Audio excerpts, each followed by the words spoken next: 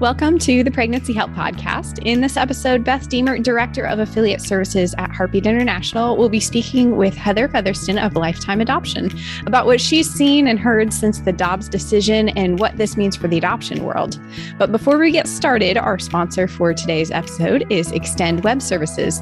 The Extend Web Services team realizes that you have more important work to do than design a new web page or troubleshoot a web program. Extend sets you free to focus on your core mission while still giving you the strong online presence your clients need. Their services include web design, social media, Google Ads, local search, and more. So if you're ready to create a website for your center or give your current one a makeover, but you don't know where to start or what to include, contact the team at extendwebservices.com. Make sure your website includes important information on topics like abortion, contraceptives, abortion pill reversal, and adoption. Extend customers can even include the option line chat box on their website so that visitors have someone to talk to right away. Visit extendwebservices.com to find out more. All right, Beth, I will let you introduce our guest for today. All right. Thank you, Christine. Heather, it is so good to have you here with us. We are excited about today's topic and the fact that you're our guest to talk about it. I do want to just start. I know that most often our listeners and our affiliates are exposed to you through our conference because you've been a workshop speaker several times. Mm-hmm. But so let's just go for a few minutes about your background, and you want to talk a little bit about Lifetime. Just fill us in a little bit. Sure. I'm so happy to be here, Beth. My name is Heather Featherston. I have been with Lifetime Adoption for 20 years now. This just celebrated my 20th anniversary there. And we are an adoption agency that provides services to pregnant moms and moms, parenting young children who want to explore adoption for those. We do that nationwide. We also are excited to provide free training to pregnancy centers to empower them to speak the truth, speak accurately about modern adoption to women who are considering their choices. We found that many centers and many women don't know what modern adoption is like. So it's really hard for them to make an informed decision if the information that they have about adoption isn't what we're seeing in modern adoption today and how that looks. So like I say, at Lifetime, we're happy to provide those services and training nationwide to moms and to pregnancy centers. And, it's something I'm passionate about. I've been coming to Heartbeat's conference for many, many years, both as an exhibitor and as a workshop speaker. So I'm thrilled to be with you today and talk about some of the new things that we're seeing, especially since the Dobbs decision. Wow, thank you. Hey, congratulations, 20 years. That's no small thing. That is incredible. And I appreciate your dedication. And I know you have been so instrumental to our pregnancy help leaders on the subject of adoption and that training that you're talking about, and hearing you at conference. One of your conference workshops that you've offered in the past has been modern adoption. And I know you talk about in that workshop the idea that social media and instant communication really has changed our world and has changed what a client expects, what she wants when it comes to the choice of adoption. Mm-hmm. So we've been talking about that. And then we've had this little thing happen recently in this decision, which is certainly going to, I think, excel that, change mm-hmm. that.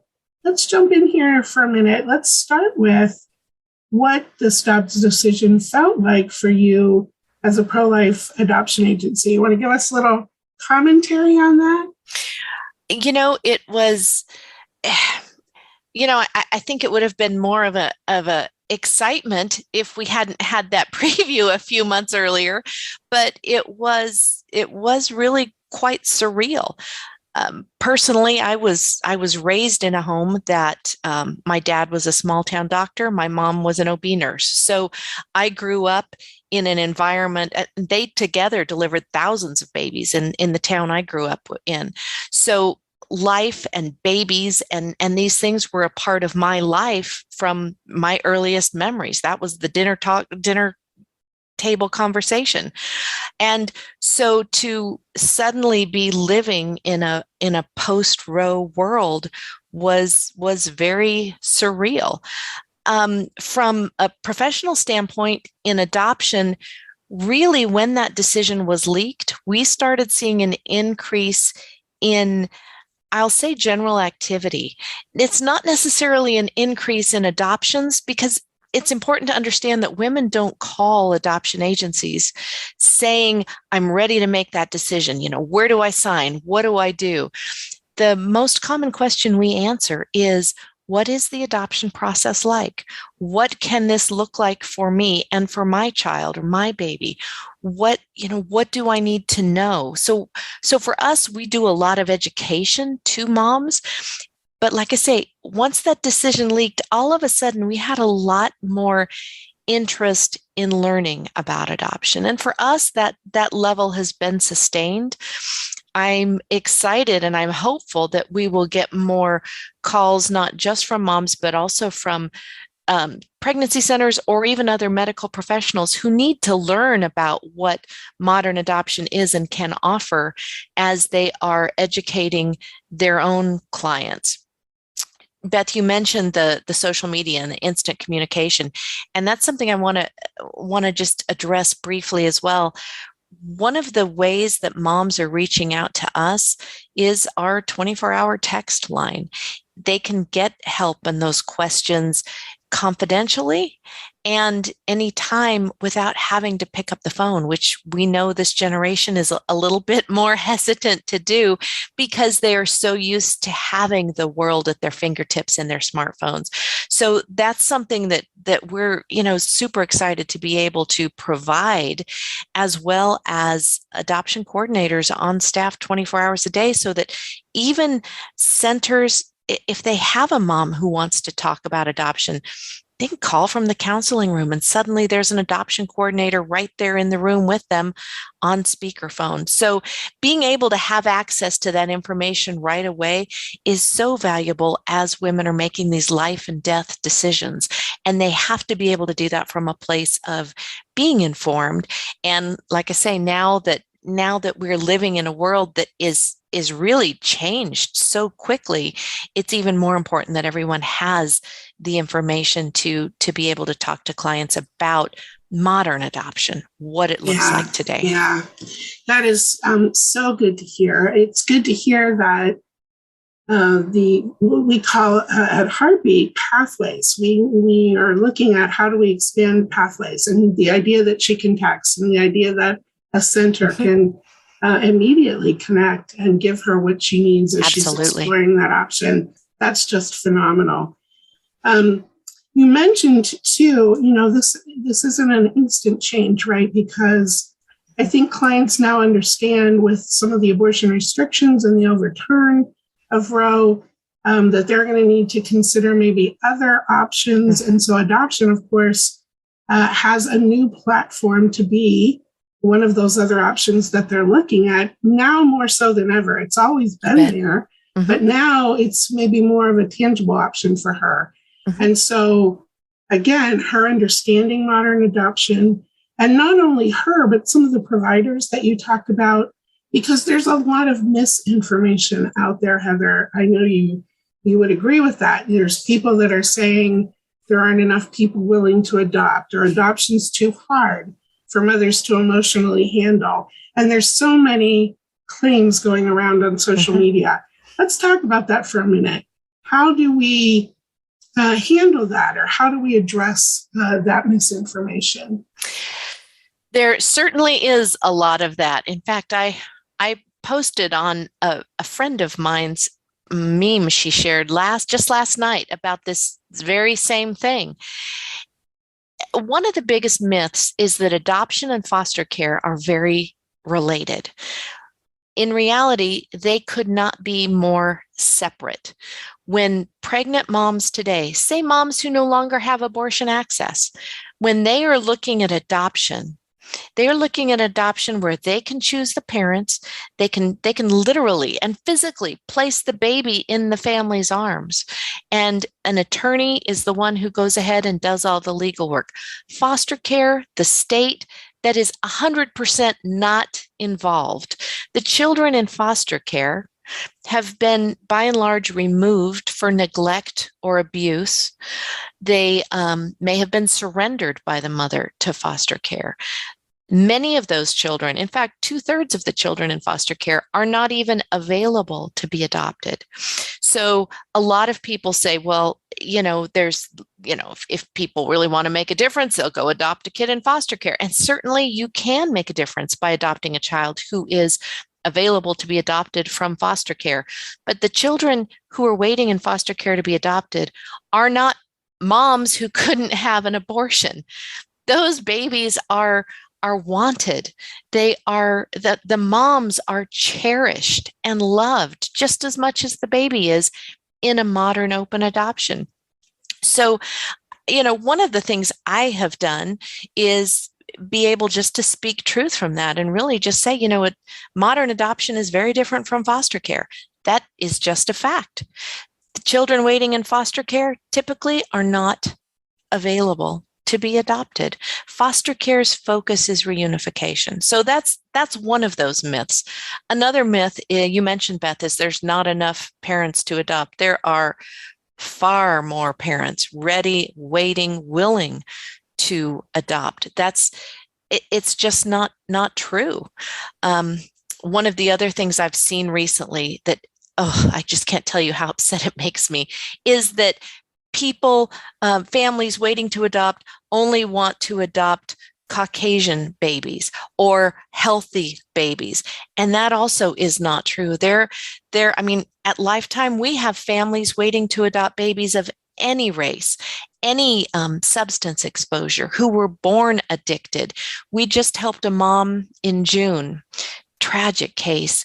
She and her husband had planned this baby. This was a planned pregnancy. They were married. This was going to be their first baby.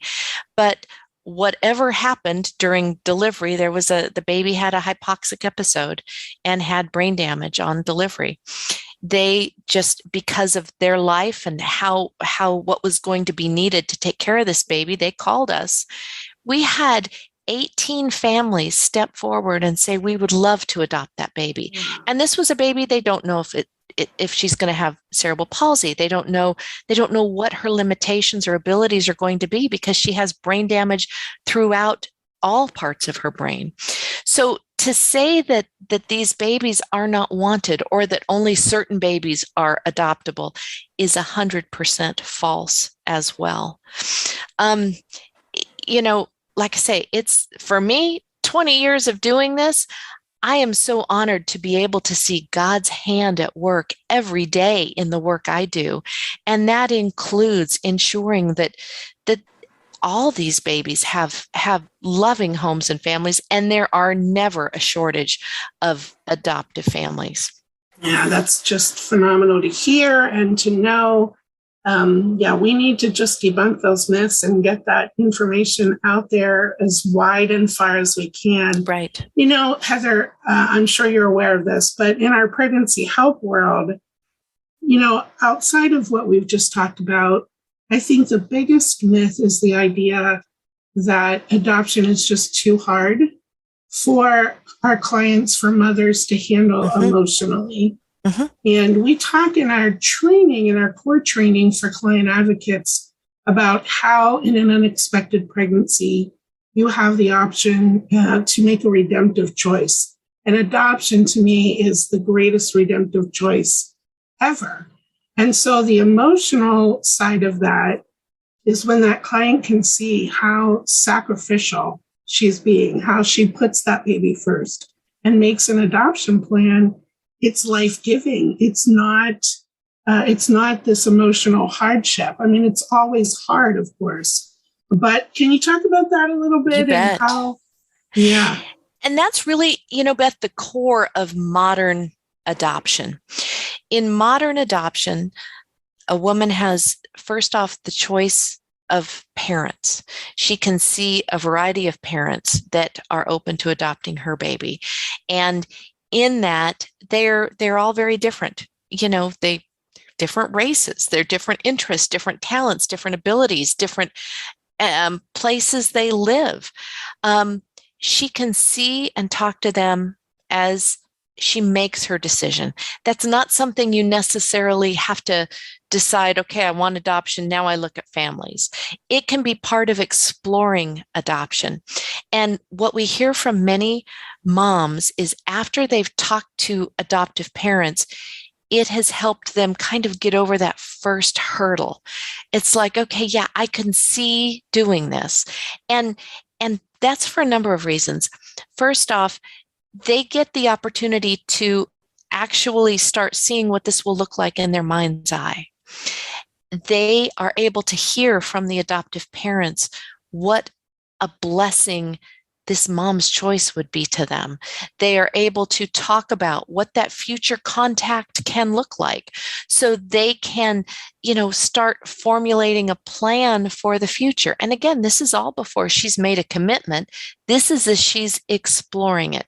So she's learning about it. She's learning about these people who suddenly she says something like, I felt like I knew them already, or I felt like there was this connection. And really it's what many of us have experienced when you meet someone and it's just a fast friendship, or it's like, oh my gosh, I feel like I've known you forever and I've only known you for 3 days. That's what they kind of start seeing. And it all is in this common commitment and love for this child.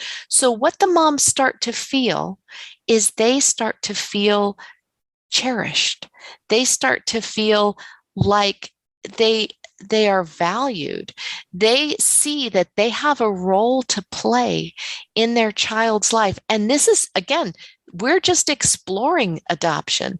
And at any time, they have the freedom and ability to say, you know what? No, I don't think I can do this. And that's okay. But this lets them really move forward at their own pace.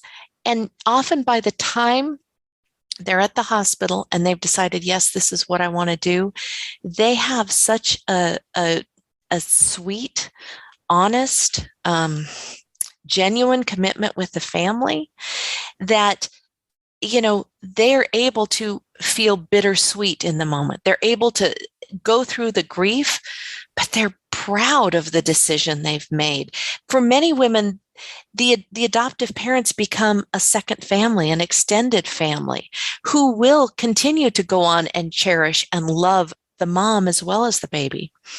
And the flip side of this for adoptive parents is they also are experiencing bittersweet. It's the sweetness of that joy of usually they've been through infertility, but they also have made such a deep connection with the birth mother that their heart's breaking for her as she's going through the grief of it. So this is where the modern aspect of adoption comes, is in this relationship that often neither one of them, the birth mother at this point or the adoptive parents, knew that they would necessarily find, but it is what comes out of the adoption. And sometimes if you have, say, a young client, the client's mother may be very involved in this process too, and she may be part of this relationship. But I love that you use the word redemptive, because that's often what it is. Because as we know, many of our clients have broken relationships in their lives. They could be broken relationships with their own parents. Maybe they came from a broken home and that plays into it. Many of them don't have the best relationship with the father of the baby. Some of them don't even know who the father of the baby is, and that broken relationship may be more internal in that self-esteem place. So having the opportunity to really enter into this relationship that, like I say, they didn't know they would find, truly can be redemptive. One of the stories I told when I was speaking at this last workshop, we had pictures and shared about birth mother, who her name's Bressa. She placed her baby for adoption about, I want to say it was 6 or 7 years ago. And she sent us updates recently. And she sent us updates of her and her daughter and the adoptive parents. They had all gotten, they get together for visits periodically, but they had all come together for Bressa's wedding. And the adoptive parents had brought the daughter because she wanted her daughter to be her flower girl. But what was the most sweetest was she asked the adoptive dad of her daughter, who she chose, if he would walk her down the aisle and give her away to her husband. Again, her relationship with her own parents was broken, but she has this amazing relationship with the adoptive parents she chose for her daughter. So much so that they had a place of honor as she got married. And it's just a beautiful, like you said, redemptive story for her. Yeah, truly it is. And so many beautiful opportunities for relationships that can be life-changing, just like what you're describing. Yeah. And we want our clients to have this option. We want them to have those opportunities for redemption and relationship. Mm-hmm. The hurdle sometimes, Heather, and this is not going to be surprising to you, is how do we open that up for them? How do we open the option of adoption when they realize, I can't get an abortion? Already we're hearing, and we've heard even before Dobbs and the overturn of Roe in the state of Texas with the heartbeat bill, right, that the law really can prove to be a little bit of a teacher. So it's the idea, like in Texas, I'm past that heartbeat. Now I can't have an abortion. What do I do? And that's where our client advocates and all of the pregnancy health community has the opportunity to step in and open the option of adoption to her. We know, though, that sometimes adoption is at the bottom of her list just because of wrong thinking, maybe, or things that Definitely she's experienced. So I know all the pregnancy health people that are listening are thinking, ask the question, how do we do that? How can we be effective? Let's hear what you have to say on that. And definitely. And that's something that coming to Heartbeats Conference so many years, I know, and I have heard, and that's why years ago we created a brochure, and it's still one of our most popular brochures, and it says right across the top, I could never give my baby away. And I know that's what you all hear. And the best way to combat that is really to address it. If you have a client that says, you bring up adoption, and there's many ways to bring up adoption. Have you thought about adoption for your baby? Tell me what you know about adoption. And I will tell you, Beth, every client knows and believes the myths about adoption. They don't know what modern adoption looks like. For the same reason, many medical professionals don't know what adoption looks like, because we don't see these beautiful stories every day. They're not dramatic. They're not, it's just not out there. So however you bring it up, and your client is going to say, I could never give my baby away. That's where you start addressing the myths. I could never give my baby away either, but I want to take just a minute to explain to you that adoption isn't giving your baby away. Now, it may not be the right choice for you, but let me explain what it is. Maybe with what you learn, you can help a friend someday. And then you just go into the options. You can choose the parents. You can have contact in the future, even visits. It's like extended family. You can even choose how things go at the hospital. You can see and hold your baby. You can name your baby. And the best part is you don't have to make a decision today. You have the rest of your pregnancy to explore, to make a decision. And that little talk I just gave you, that's what we developed. That's what we train centers on. But we also encourage centers to send her away with something about adoption. Be sure you have trusted resources. You have a solid referral list of adoption agencies whose values match your values, which is also something really important to look at today. But don't send her away with nothing, because even though she may not tell you she's interested in adoption, she may, pull out her phone and Google it. And you want her to find your trusted referrals. You don't want her to find who's going to pay the most to get at that top ad spot on Google, because chances are that's an agency that doesn't reflect your values. So that's why it's important to, know who you're working with, have those brochures on hand. And, one of the biggest myths, Beth, that pregnant moms, clients believe is that bad mothers choose adoption. So even if you have a client who says something like that, even if you get through your little talk and she's like, yeah, that's all great, but that's not for me, still send her with something. Because if she believes in her mind that bad moms choose adoption, she's not going to necessarily tell you. Her sweet client advocate who's here trying to help her, she's not going to say, hey, I'm a bad mom thinking about adoption. Of course, we know that's not true. But if that's what's playing in her head, or maybe that's been her experience, maybe she has a friend who had a baby, that baby was removed by the state, placed into foster care, and her rights terminated.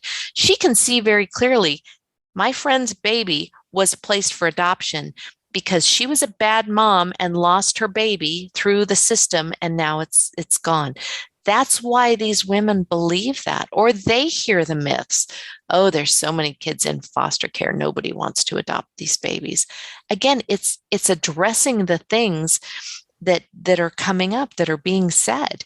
And, having the conversation in that counseling room is so important. Don't ever let a client say, I could never give my baby away, be the end. Be sure she leaves with even just a 2-minute little few sentences, understanding that modern adoption isn't goodbye forever. It certainly isn't giving your baby away. And it is a choice that truly does. It's what's best for my baby. And you can stay a part of that child's life. Yeah, excellent. That's why we've already talked about relationship and how important it is. And that's why we need to build that relationship with the client so that we have the opportunity, again, at the core of our training for client advocates, it's the idea of planting a seed. Right. And that's what we're talking about here.